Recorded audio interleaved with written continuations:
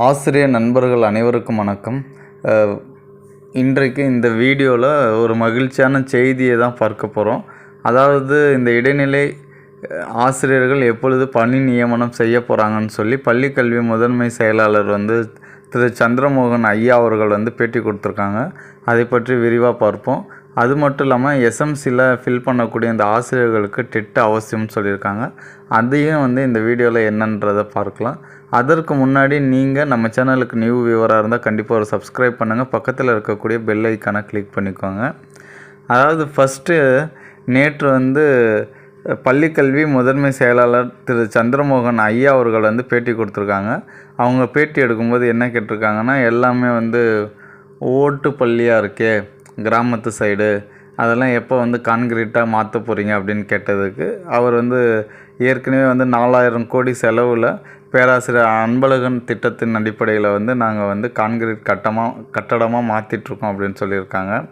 அடுத்தது அவர் சொல்லும்போது முக்கியமாக நம்முடைய நியூஸ் என்ன சொல்லியிருக்காரு அப்படின்னு பார்த்திங்கன்னா, நாங்கள் 2700 வேக்கன்சி ஃபில் பண்ணுறதுக்காக ரெக்ரூட்மெண்ட் பண்ணி லிஸ்ட்டு ரெடியாக வச்சுருக்கோம்.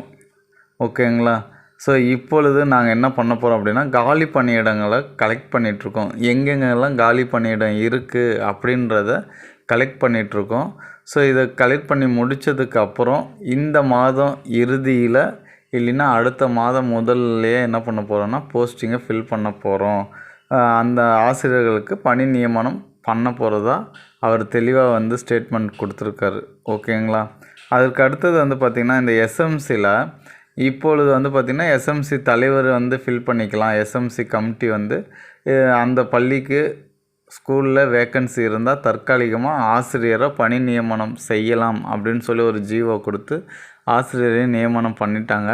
ஸோ இப்பொழுது என்ன சொல்லியிருக்காங்க அப்படின்னு பார்த்திங்கன்னா, நீங்கள் எஸ்எம்சியில் ஆசிரியரை ஃபில் பண்ணணும் அப்படின்னு பார்த்தீங்கன்னா தற்காலிகமாக கண்டிப்பாக அவங்க என்ன முடிச்சிருக்கணும்னா, ஆசிரியர் தகுதி தேர்வில் தேர்ச்சி பெற்றிருக்கணும்.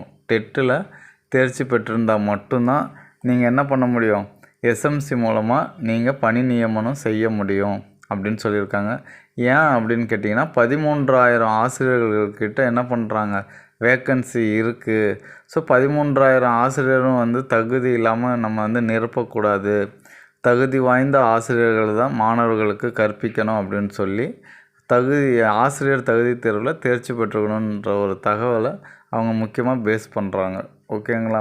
ஸோ அப்போ எஸ்எம்சி மூலயமா நம்ம போகணுன்னு நான் நினச்சாலும் கூட நமக்கு என்ன தேவை, டெட்டு அவசியம். ஓகேங்களா? டெட்டில் நம்ம தேர்ச்சி பெற்றிருக்கணும். ஓகேங்களா? ஸோ அதனால் இந்த 2 தகவலை தான் உங்களுக்கு முக்கியமாக நம்ம ஷேர் பண்ண ஆசைப்பட்டோம். ஸோ செகண்ட் கிரேட் ஆசிரியர்கள் நம்ம இந்த டிபார்ட்மெண்ட்டில் டிஇலலாம் எப்போ சார் ஃபில் பண்ணுவீங்க அப்படின்னு கேட்டுகிட்டே இருந்தீங்க. ஸோ உங்களுக்கான ஒரு பதில் இதில் கிடச்சிருக்கும் அப்படின்னு நினைக்கிறேன். கண்டிப்பாக நீங்கள் அப்பாயின்மெண்ட் ஆர்டர் வாங்கினீங்கன்னா நம்முடைய சேனலில் நீங்கள் கமெண்ட் பாக்ஸில் கமெண்ட் பண்ணி உங்களுடைய சந்தோஷத்தை ஷேர் பண்ணிக்கோங்க. யாரெல்லாம் விரைவில் பணி நியமனம் ஆணை பெற இருக்கீங்களோ உங்கள் அனைவருக்கும் நம்முடைய யூடியூப் சேனல் சார்பாக வாழ்த்துக்களை தெரிவிச்சுக்கிறேன். All the best. Thanks for வாட்சிங். Now thank you to all.